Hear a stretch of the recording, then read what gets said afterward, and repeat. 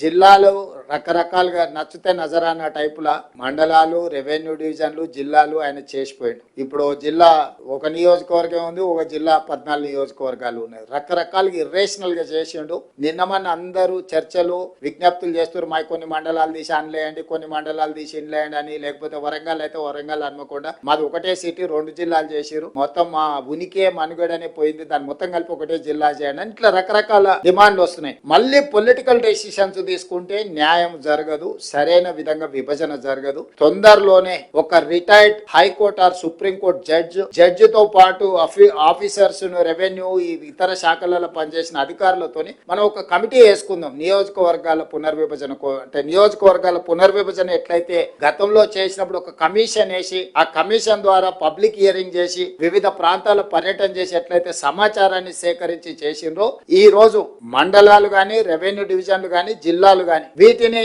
తగ్గించడం అనను, పెంచడం అనను, వీటిని రేషనలైజ్ చేయడం. అంటే వీటిని ఏ రకంగా చేయాలా, జిల్లాల మండలంలో ఎంత జనాభా ఉండాలి, రెవెన్యూ డివిజన్లో ఎంత జనాభా ఉండాలి, జిల్లాలో ఎంత జనాభా ఉండాలి అనేది ఒక ప్రాతిపదిక చేసుకోవాలి. ఒక దగ్గర 3 లక్షలు ఉండి ఒక దగ్గర 1 కోటి ఉండరనుకో, దీన్ని ఏ రకంగా మనము పరిపాలన చేయగలుగుతాం? ఇట్లాంటి సమస్యలు మా దృష్టికి వచ్చినాయి. తొందరలోనే దీనికి సంబంధించి రేపు బడ్జెట్ సమావేశాలలో పూర్తి స్థాయిలో చర్చ చేస్తాము. చేసి ఒక retired high court or supreme court judge నేతృత్వంలో ఒక కమిషన్ అపాయింట్ చేస్తాం.